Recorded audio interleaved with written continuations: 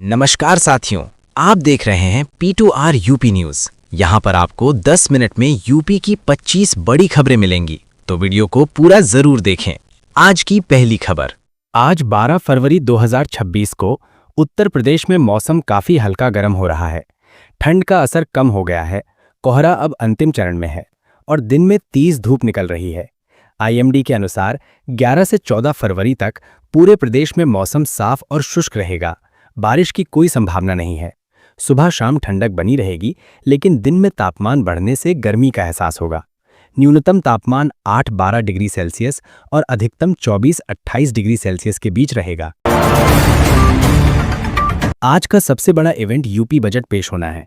विधानसभा में वित्त मंत्री सुरेश खन्ना ने बजट पेश किया, जिसमें योगी सरकार ने सभी क्षेत्रों में विकास पर जोर दिया। बजट में महिलाओं के लिए विशेष स्कीम्स, किसानों को सपोर्ट, 10 लाख नौकरियों का लक्ष्य और स्किल डेवलपमेंट सेंटर्स खोलने की बात कही गई। कैबिनेट बैठक भी हुई। विपक्ष सपा कांग्रेस ने महंगाई, बेरोजगारी और एसआईआर पर विरोध प्रदर्शन किया। सीएम योगी ने इसे विकास का प्रमाण बताया। यह बजट चुनावी साल में तोहफों से भरा हो सकता है।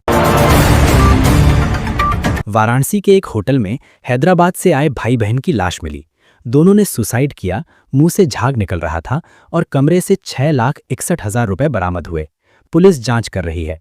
साथ ही शहर में बजट की प्रतिक्रियाएं आ रही हैं, क्योंकि वाराणसी सीएम योगी का गृह जिला है और यहां विकास परियोजनाओं को फंड मिल सकता है।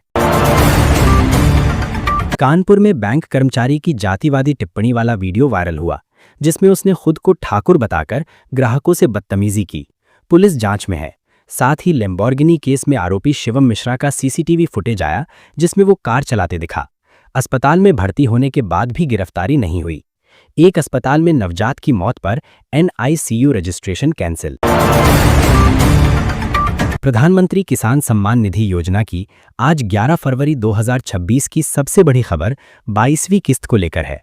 लाखों किसान इस 2,000 रुपए की किस्त का बेसब्री से इंतजार कर रहे हैं।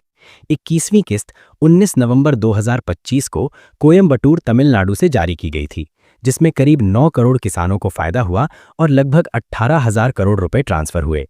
अब 22वीं किस्त फरवरी 2026 में आने की उम्मीद है। कई रिपोर्ट्स के मुताबिक यह फरवरी के दूसरे या तीसरे हफ्ते में या फरवरी के आखिरी हफ्ते जैसे 28 फरवरी तक जारी हो सकती है। कुछ जगहों पर 15 फरवरी के बाद या मार्च की शुरुआत तक की बात हो रही है, लेकिन आधिकारिक तारीख अभी कृषि मंत्रालय या pmkisan.gov.in पर घोषित नहीं हुई है। पैटर्न के हिसाब से हर 4 महीने में किस्त आती है, इसलिए फरवरी-मार्च 2026 का समय सही लग रहा है। महाराष्ट्र में PMYAU 2.0 के नए नियम लागू हुए हैं, जहां अफोर्डेबल हाउसिंग प्रोजेक्ट्स में कम से कम 25% बेनिफिशियरी लिंकेज जरूरी है।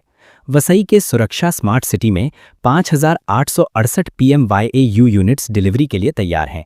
यूपी में हाल में जनवरी 2026 में सीएम योगी ने 2 लाख परिवारों को PMYA के तहत 1 लाख रुपए क्रेडिट किए थे और PMYAU 2.0 के तहत जनवरी में यूपी को 71,127 घरों के लिए 42,676 करोड़ रुपए की पहली किस्त जारी हुई थी।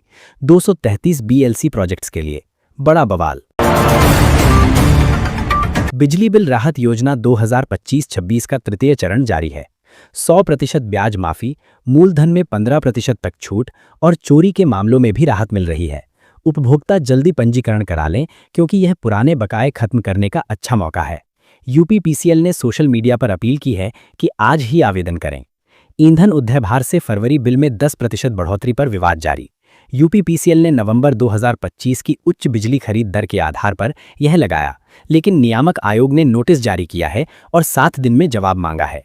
उपभोक्ता परिषद विरोध कर रही है और कुछ जगहों पर 12 फरवरी को आंदोलन की तैयारी है।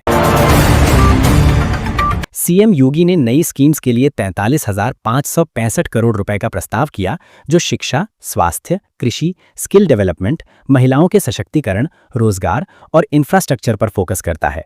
इसमें 10 लाख नौकरियों का लक्ष्य, बेटियों की शादी के लिए सहायता 50,000 से बढ़ाकर 1 लाख, गन्ना मूल्य में बढ़ोतरी और ग्रामीण शहरी बिजली सप्लाई में सुधार शामिल है।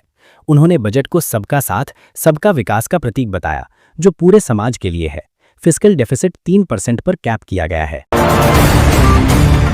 संसद के बजट सत्र में आज लोकसभा में राहुल गांधी ने बजट चर्चा के दौरान पीएम मोदी पर तीखा हमला किया। राहुल ने भारत अमेरिका व्यापार समझौते को देश बेचने वाला बताया। कहा कि आपने भारत को बेच दिया, क्या शर्म नहीं आती? पीएम की आंखों में डर दिखता है। उन्होंने दावा किया कि यह डील अमेरिका के पक्ष में है, जहां भारत ने ज्यादा छूट दी, जैसे टैरिफ में कटौती, पल्सेस पर भाषा हटाई गई, जबकि पीएम की ट्रंप से दोस्ती से भारत को फायदा नहीं हुआ। कांग्रेस ने इसे यूएस डील कहा और हग डिप्लोमेसी की असफलता बताया। विपक्ष ने पीएम मोदी पर वैश्विक अस्थिरता पर भी सवाल उठाए। कहा कि पीएम का युद्ध का दौर खत्म वाला बयान गलत है।